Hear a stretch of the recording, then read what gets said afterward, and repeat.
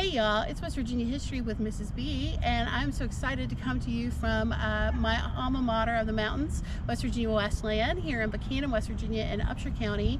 And so we are starting a video series. This is video number 1, and we're going to be talking to you about the older parts of campus, including this building behind me called Agnes Hall.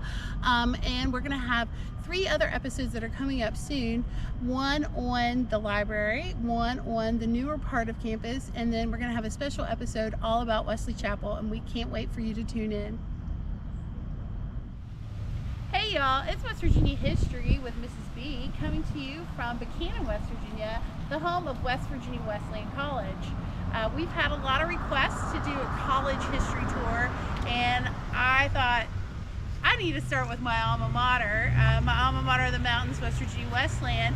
And so thankfully I know a lot of people here, including this wonderful woman who is joining us, who I'm going to let her introduce herself. Hi, I'm Paula McGrew. I'm a retired professor from West Virginia Wesleyan. I was the library director for 10 years, and then now I'm the college historian. So this is kind of what Adina has had in mind. Yeah. And I'm also an alum, as my mother, my dad, my grandfather, my 2 children, and 1 niece. So I'm not, too connected. Oh no, not at all. And she teaches a West Virginia Wesleyan history class here on campus. And side note, I've known Paula for over 20 years because her son, Steve, was one of my friends in college. So she is a wonderful resource, and she's going to teach us all about West Virginia and Wesleyan's history as we go around campus today. All right, so we haven't moved that far from the sign, but we are now at the Atkinson Gate here as you enter West Virginia Wesleyan College. So Paula, tell us a little bit about where we are, what the importance of this place is. Okay. This is one of the major entries. In the earliest years, this was as far as students were allowed to go without getting the permission of the president. Oh my gosh. So if you wanted to take a walk, they called it the Kissing Gate at times. Oh, okay. Back in the day, in the 1800s, when they had to do that. Oh my goodness. But these gates, these pillars here, were put up by George Atkeson, who was one of our Board of Trustees members. He was also the 10th president, or 10th governor of West Virginia. Yes. So the normal class, the classes used to name themselves after someone important to them. Oh, okay. And so this class decided to name themselves the Atkinson class. How neat. And they dedicated the yearbook to him that year, and so you'll see him again coming up later because Atkinson Auditorium is also absolutely, his name, so. Absolutely. And I luckily got to spend some time in Atkinson as a student before the new building was built. Right. So you want to keep on? We'll keep on walking through the campus. We have some beautiful trees, and you picked a great weekend to be here. We couldn't have picked a better weekend to be here. Oh, it's so gorgeous. It is. And this, they say, I know people just like to come out here. Sometimes they would just sit on blankets and read or study. Yes. In later years, there have been people who would go to some of these trees and put up a hammock, and they would just like take a nap and read, or with their laptop. It was kind of fun. Oh, I spent a lot of time under a tree when I was in college, sitting there studying. I had my favorite tree. It was over behind Lore. Okay. That was my go-to location. Okay. Do we want to go check out Aggie? Sure, we can check out Aggie next because we're right here on this pathway. Perfect. All right, we're going to go check out Aggie. So we are now standing in front of Agnes Hall, or as Wesleyan folk call it, Aggie. And this is one of the most iconic buildings on all of campus. So can you tell us a little history, Paula? It is. At the very beginning, from 1890 to 1895, there was nowhere on campus for students to live. Oh my goodness. So one of the major things that they said right away, they wanted to have a place for the ladies. So it was called Ladies' Hall at that time. Yes. The men would go out into town and do boarding with various families. So the ladies got a dorm before the men did. The ladies got a dorm. And really, that's one of the really cool things because when this school was founded, it was for girls and boys. Right, from the Not very usual inception. at that time. Yes. So so our founding year is what, 1891? 1890. 1890. So we're talking women don't even have the right to vote, but we're ensuring that they're going to have equal access to education here at West Virginia Wesleyan. And the faculty actually had women on it from the very beginning. So yay! Yay! That's a rare thing in West Virginia. Right. For sure. Well, at the founding time, it was actually called the West Virginia Conference Seminary. Okay. And that's not seminary like we use the word now. Right. We use it as a place where ministers are go to become ministers. Right. That was actually, it was more of a prep school, boarding school for farm families. Okay. And it was founded by the Methodist Church, mainly because they realized that if you wanted a quality education, you had to leave the state. Yeah. And there for a while they had WVU going, and they had a Methodist president up there. Oh yes, okay. And so they felt like things were going to be okay up there, and then they brought in someone from Virginia who was not a Methodist, and they decided they needed to start their own school. Right. So that's kind of how some of that came about. That is fantastic. Yeah. Well, and should mention, even from the earliest times, the Methodists have always been extremely strong in West Virginia. When you look at like statistical numbers, as long as people have been coming here, the largest denominations, of course, are Methodists and Baptists. There are Methodists all across the state of West Virginia. I mean, we live in Ripley, which is named for a Methodist circuit riding minister. So, there are Methodists. It's pervasive all across the state of West Virginia. So it makes sense that the Methodists would want to start their own institution of higher learning. And really, a lot of the denominations were doing that about that time. Right. They had various ones. In fact, this land at one point was supposed to be the Presbyterian school. Oh yes, I and knew they brought the wood, and they had wood set out there to start building their building. And one of the generals, the Confederates, came through, stole the wood. Yeah. And it was way into 1910 maybe, when they were paid back for that wood. But so they took themselves on up to Elkins, and now they have the Indians. Right. So, Absolutely. So that would have been the Presbyterians. I mean, and you think about West Virginia, like most college campuses are on a hill or have a hill, and Wesleyan is unique because this is just really like rolling, nice, flat land. It's the perfect place to put a college campus. They said it was actually very, very perfect for that because of the town was supportive. Oh yes. The area was supportive. Well, and you think about the town of Buckhannon, like the town of Buckhannon would not be the town that it is if it was not for the college. And the college would not be the same if it wasn't for the town. I mean, very close. It's very close connection. I mean, and if you look at, of course, even today, the mayor of Buckhannon is a Wesleyan alum. I've known him for years because his dad was the director of admissions here at Wesleyan. So it's a wonderful community. So let's talk a little bit more about Aggie. So yes, this building was built in 1895. And at the first part, there was this building and the seminary building, and that was all. That was it. Until over in the Grove, where I'll show you in a few minutes, the president built his own house. Oh! He had to build it with his own funds, the first president. Oh my gosh. That's an interesting story by itself. But this is the oldest, I believe it's the oldest continuously occupied women's dormitory in the state, and maybe even beyond that. Yeah, I've heard that. At least it's the longest continuously lived in dorm in the state for females. So early on, they had, the house mother was very strict, very strict. And like I said, you had to get permission to leave, and you had to be in by a certain deadline, and so all that. But that didn't stop young college girls from that they didn't have many opportunities to talk to the boys on campus. But every now and then they would have a social, or they would take literary classes together so that they could talk to each other. But this part is the original part, and then there was some additions built on the suite back. added on the back. Yeah. So it was built in two parts. This is what we call a community side, and then the back end, which is the newer part, is suite side. And so they even had the cafeteria in the first floor. Yes. So you even ate your meals in this building. Oh, yes. I was in the basement. My father was actually one of the waiters in the 50s. Really? Yes. And he has a list of the things that they had to do. They had to wear white jackets and towels over their things. The girls had to dress. Oh, wow. It was wild. I don't know if girls could eat there. Very That is interesting so times. interesting. Those times are gone. Oh yeah, those times are most definitely gone, Yes, they because are. even 20 years ago I was wearing pajamas to the cafeteria. Right. It doesn't, yeah, that doesn't surprise anyone now. But Yeah. at the time, they were only allowed to wear pants on Saturdays when they cleaned their rooms. Oh. That was the only time girls could wear pants. And this dorm is 4 stories, so there's 4 stories of living, and it is named for Agnes Howard, who was a student here. So you want to tell us a little story, a little bit about Agnes? She was a student here, as were her sisters. Her mother actually lived in this dorm Okay. when it was Ladies' Hall. Right.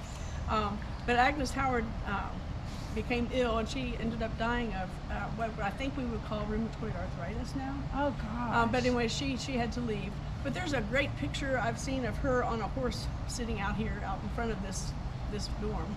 Oh my goodness. So yes, so she was a real person, and Right. a smart and vivacious farm girl. Right. From Webster County, From Webster right? County. Yep. Yep. And a few years ago, I was teaching a class, and I was telling about this place, and a girl raised her hand and said, "Could I say something about that?" And I said, "Well, sure." And she said, "She was I think her great aunt." Oh my goodness. So she was a member of the Howard family. Mr. Howard was a trustee and gave a lot of money for some of the remodeling, and so later on Ladies' Hall became Agnes Howard Hall in her memory, and also to thank him for all his Absolutely. support. Yeah. This building is just you feel like you're living in history when you're You here. are. You really are living in history. And the rooms are bigger. Oh yes, and the ceilings are a little bit higher too. And they're really nice. Yes, absolutely, and it is still probably upperclassmen dorm. I'm not sure. Since I've been retired, I'm not sure exactly Yeah. how that's Yeah. working out right now. But yeah, it's a place that people like to be. Yes, yes, I lived here my senior year. So we're gonna move on and All right. tell y'all about the admin building. Okay. Great. Now we are standing in front of one of the oldest buildings in all of Wesleyan. This is the Lynch Rain Administration Building, and this building has a really interesting history. It does. It's on the site of one of the original seminary buildings, Right. which was built in 1890 and then burned down in 1905. Right. So it was one of the coal heating system and sparks. And then that building was destroyed, although no one was hurt, no one was injured at Right. all. They threw books out of the top floor from the library part. They threw furniture out. They saved a lot of things. But it was very, very financially hard on them to Right. start over. Many schools had that kind of a fire, but many schools just folded up and were finished. Right. But Wesleyan's president, President Weir, said, "No, we're not doing that." And so he sent out like thousands of letters for people to support, including a very rich, the first Chicago millionaire, Wow. Dr. Pearson. And so he was one of the first letters, and Pearson also sent out an extra letter to his friend. Wait a minute. It's okay. Anyway, I'll get it. You sent it out to a friend. He sent it out to all the people. That's So, all good. But anyway, he ended up raising enough money, and so the next year, this building was built. So it didn't take them long. No. Yeah. No. Didn't they use the bricks from the old Some of the one? bricks, I'm not sure, but I think some of these foundation bricks were able to be saved. Yeah. And those were made from clay from the Buckhannon River and made on site. Oh my gosh. So I just love walking by this because it has that basket weave pattern in it, Yes. and depending on the time of day, it's really. Yeah. Well, it's orange and black. It I think it's why we love That's it. it. Because of course that's the college's colors is orange and black. Yep. Yeah. So this is how the building ends. So for the longest time, all of the classrooms were here, Mm-hmm. and the phys ed was here, and the COMEC, and Right. everything was here, Right. and the offices, because it was only this building and Agnes Howard. Right. It's hard to imagine. I It's mean, just I had hard a to lot of imagine. classes in here, but it's Yes. hard to imagine this is the only place to have classes. Right. So today, the business department's The here. business department, the School of Business is actually named the Thomas Alvinson School of Business. Right. He was a student here in the 70s, came back Okay. as a trustee, Okay. and then died very, very suddenly, very early, and it was a tragedy. He was a really great guy. I actually knew him. Oh. He worked at the radio station with my husband when they were here. Okay. But so so that is carrying on his name, and so Right. they gave the money for that. They completely redid the whole top floor, and it was. I haven't been in there since It's we did beautiful. it. I bet. So and it's just a place where when you walk in, you feel the history kind of oozing out from everywhere. Absolutely, especially like when you go up the stairs into here into the first floor. So like this is where all of the major offices are for like the president and the registrar, and it's this dark woodwork. It's so It is beautiful. beautiful. I mean, it just takes your breath away when you walk in and see it. I mean, I think if I walked in there right now, I'd have the same reaction that I had 25 years ago, I'm the first sure you time I would. ever saw it. Yeah. So there's a lot of history in this building. A lot of people have taken a lot of classes in this building. So the education department's also in here. Yes, it is. still. Communication department. Communication is upstairs, and then I think in the basement they have some more of the offices that are down there. That's fantastic. The financial ones I think are downstairs. So this building's still being used over 100 years later for exactly what it was originally built to do. Yes. Very cool. All right, Yep. so we're gonna keep on moving. All right, so we're with a really iconic piece of Wesleyan history, and that is the West Virginia Wesleyan Sundial. Our alumni magazine is actually called the Sundal, and as you can see, it was donated by the class of 2003. That would be my graduating class. So I was class treasurer. I was part of raising the money To replace some of the to things. replace this.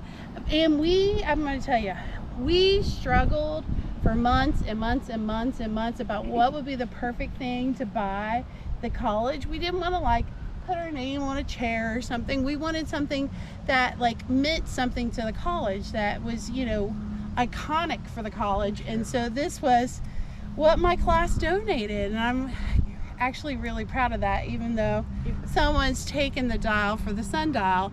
That this is part of my heritage. Like, I can be proud and say, as the class treasurer, I helped raise the money to build this sundial and put it right here where there's always been a sundial, I think, right? Always, yes. Since the very, very beginning of Wesleyan's history.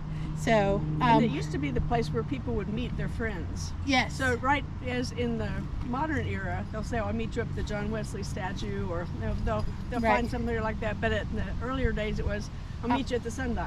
Yep. And they would stand here and they would think about their futures, and they would have all that good stuff going on. Absolutely, and I can say I've spent a lot of time staring at this thing over the years, and I'm glad that it's part of the heritage of this college, and it continues to be, you know, the name of our alumni magazine. Okay, we are now standing along College Avenue at one of the iconic gates here at West Virginia Wesleyan College. Paula, what can you tell us about what we're looking at? This is the Harmer Gateway, and it was named for Mr. Harvey Harmer. And he That's was a mouthful. It is. He was a trustee at the college, and very, very, very instrumental in the earlier days. So this is the Harmer Gateway, and I have seen pictures of students here in the early 1900s with their friends standing here. And I used to bring my students from my freshman seminar classes, and we would line up here, so we would have here standing where they have been. Right, and always have been. And always have been. And, you know, any student that comes usually considers the 4 years that they're here. Right. They don't think about what happened before or after. But it's Right. kind of neat and makes you feel really connected We're when you part realize. of that orange line. Right, the orange line. We have the orange line, which is what we call the folks that are alumni. We're part of the orange line. And this is do they still line up here for graduation? This is tradition, like all the way back. You line up here on the sidewalk here at the gate when it's graduation time, and you walk all the way down to Rockefeller Center. But it's because the sundial's here, this gate is here, this has always been here, and you know, of course, the oldest school building is here. And on the other side of the road is turn the around. newest building. One of the newest buildings. It's Yes. not the newest anymore, but Yes. it is. One of the newest is the new Performing Arts Center. Yes. And it was also donated by one of our former trustees. Our trustees, by and large, a lot of them have been ministers, and a lot of them have been alumni. Right. So really, that is a huge part of the development of the college. And then up to the left, you can see the new Welcome Center. Yes. Which is so nice. This is the Welcome Center for prospectives to come and visit the college. And so it used to be just in the bottom of Middleton Hall. It was in Middleton Hall. Before that, it was in the Annex. Before Yeah. that, it was, I mean, it's been all over. All over. And so finally they said enough is enough. We need to have our own separate building for admissions. And so they built this Welcome Center, and it is just gorgeous on the inside. They call it the front porch of campus. They have rocking chairs. You can sit out there and visit. Yeah. It's really nice. Well, and I think that's a lot of like what Buckhannon and Wesleyan is it's community. It's also, you don't build relationships for 4 years, you build relationships for the rest of your life. Forever. That's right. Forever. Here That's we right. are. We've known each other for 25 years. Time. For a long, long time. And, many more years too. Yeah. So this is just a beautiful part of campus. Okay, so we are now in what Paula calls the Grove section The Grove side. of West Virginia Wesleyan. She's going to tell us some really interesting history here. Okay, where we're standing right now is where in 1892 the president built his own house. He built it with the understanding that whenever he left the college, the board of trustees would buy it from him, and they did. Okay. And I think 4 other presidents lived there after that, and it stood until the 1950s. Wow. So it was definitely here for a long time, and there are some pictures of it. Not a whole lot of pictures of it, but there are some pictures of it. So it was right here. So at that time, then it was the seminary building and the president's house. Okay. And then Agnes house. And then Agnes house. And then nothing else until 1905. Okay. But while we're here on the Grove side, I can show you that these 3 dorms up in this area. You start off with McCuskey on the left. Doney sits back in the middle there. There's a little courtyard, which they call the quad. Right. And then Fleming is this next one. And those 3 are named after presidents of the college, and are all men who really took us through some hard times. When McCuskey was president during the Great Depression, I mean, Oh my gosh. hard times. He was Yeah. also an alum, and one of the first things he had to do was to come in and talk finances with his former professors, how awful that had to have been. But he brought us through and did really well. Doney, who is the second one there in the middle, he was president during World War I. Oh goodness gracious. And he had funerals for many of the students who had to go to war.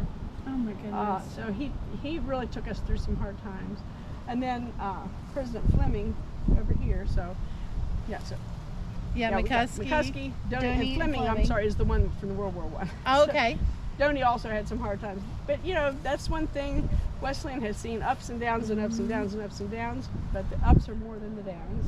Yes. And Yes. it's really a testament to the faithfulness of all the people who kept Absolutely. supporting through all those years. Absolutely. And especially in times like what we're in right now, when we're Right. watching neighboring institutions struggle and Exactly. close. Yeah. It's so comforting to know that people are such good stewards of our money and of ensuring that institutions like this can continue. Yeah. And while this is not a Methodist institution that tries to turn out Methodists by any Right. means, it's an institution that was founded on principles Right. of social justice, of Absolutely. good stewardship, and those kinds of Absolutely. things. And I think that really has made a difference. Absolutely. And the first presidents up until 1973 were all ordained Methodist ministers, right. up until J. Rockefeller, who Right. was not a Methodist So minister. he was the first. He was the first that wasn't a Methodist minister. Right. That is so But interesting. he did a great job. But all those years, that's Right. a lot of years to have that type of leadership. And Right. they had the liberal arts at their hearts, Right. and that's been a big hallmark for us. Absolutely, and it still is today. Because when you think about liberal arts education, it's not about just getting that major out of the way. No. It's about producing not only people who are good citizens, but also they're the leaders in your community. They and are. you look at people that are Wesleyan grads, and they're the ones that are They're stepping doing it. up and doing the work, and they're leading in our state. Yes. I always thought about that every time I got a new freshman seminar class in, and I would look at them and say, oh, where are you all going to be going? It's kind of exciting to think about, and they're doing those things that I thought they would. Absolutely. So the building, the next one over there is kind of behind the trees. Can you see it from here? It's Heyman Hall. It's the only one that's not red brick. Oh yes, I always said if I was a millionaire, I was going to pay to have it rebricked. Oh. It's the only one that doesn't match out of all of them. It doesn't match, but it's easy to describe to a student where their class is. If they say, my class is in Heyman, I said, follow the yellow brick road. It's there. It's the only one that's not red brick. And they say, oh, okay, I know where that is. Yeah, absolutely. So that's a great thing. So Heyman's home for like social sciences, and the writing center's there. I think the writing center is now in the library. Oh, is They it? moved Okay. During the reconfiguration. No, is the learning center still Learning there? center is up on the 3rd floor there. Yes. That used to be literally Heyman Science Hall, and that's where all the sciences were. When they realized that in that building, the administration building, there was not room for labs. There was not room for the kinds of things they needed to do. So that was one of the next things that they needed to work on. That's the sciences. So, and then it became the hall for basically the social sciences. Yes, so it's still sciences. It's just the sciences. It's social sciences instead. Okay. So we're going to stick with the theme of older, and then we're going to move on to the newer. So we're going to talk about 2 buildings right here on either side of us. One is the Annex, and one is Atkinson. So do you want to start with the Annex? The Annex is actually the oldest academic building on campus right now. It was built when the seminary building was still standing. Okay. And it was built as the music conservatory. Okay. Sometimes the students used to call it the squawk box. And they were being honest. But That's great. It's a very utilitarian, very small building. Yes. But over the course of time, it has been a music conservatory. It's been, as you said earlier, it's been the admission building. It's been everything. Yeah. But in the 1918, in the pandemic, it was actually used as a hospital. Oh my goodness. For people who had gotten ill, and so it's got a wide, crazy history to it, and it's a very older building. And Absolutely. it is kind of plain, but I was walking with one of our local architects one day, and he was explaining the flashes up across the top of the windows. There's a way to kind of make it a little bit fancier. And also on the 1st floor, it's just a rectangle. Right. The 2nd floor is a rectangle and a little bit of an arch. And the 3rd floor is a rectangle and more of an arch. So it's not totally boring. So they were actually trying to be a little bit, fancier. Flashy. Yeah, flashy. A little flashy. Yeah. So, but this building has had a huge history. Recently, they had the esports team was in there. Yes. They've moved now to a different location on campus, but they, this has been classrooms. It's been. I've had quite a few classes in here. And the English department's in there. Yes. I had a big comm law class in there. It was a big group of kids in there. It was probably one of my biggest classes at Wesleyan. Had all 30, maybe 25, 30 people in it. Wow, Yeah, that's a big class for here. It's a big class for here. So we're going to move and we're going to talk about this building right here.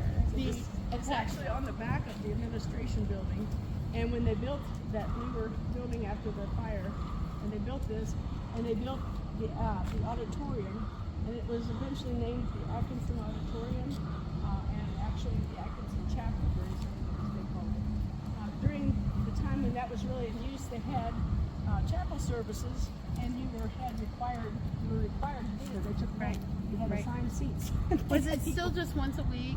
Well, it was once a week. Before that, it was twice a week. Before that, it was every day. Okay. If you could imagine. When did that? Today. Do you know when the everyday stopped? I don't have the exact years, but okay. I think it was well before, probably in the late 30s, early 40s. I'm guessing. So probably around war times. That would make sense. Guess. But they had everything there. They had pep rallies in there. They had concerts. They had chapel. They had speakers come in. Helen Keller actually spoke in there, in that room. And when I read that, I read the newspaper article. It was really kind of made me chills because, she spoke, and when she stopped, they said the place was a standing ovation, and it was a roaring standing ovation in which she could neither see nor hear. And that just kind of like, oh wow. Oh yeah. But Helen Keller did speak here, So that's kind of a Wow. neat thing. So it's been a lot of things to a lot of people. Even after the new chapel was built in 1967, this was still used for plays and a lot of theater things. Because Well, the stage when I was there there till they built the. until they built the new one. Yeah. And now it's needing some repair on the inside. They do have one section of it kind of blocked off for a little small black box theater. So sometimes things will be in there, but it's not like it used to be, Right. the whole open thing. Mm-hmm. But it's a cool place, and kids have always told me that they thought it was haunted in there. Oh yeah, that was always the story That was the when I was haunting. a student. Yep. That it was definitely haunted. I can imagine, because it's kind of creepy when you start sitting in there and then it's quiet and there's no one else around you. You go, oh wow. Yeah. Maybe yeah. it's just all those people that spoke there. I think that's part of it. You know, places like that have all that residual memory and history. I think it's one part of it. Oh yeah, for sure. All right, so we're gonna move this We'll way. move this way. Thanks y'all for tuning in and joining us here at West Virginia Wesleyan College in Buckhannon, West Virginia. Please tune in next week to catch another episode of West Virginia History with Mrs. B.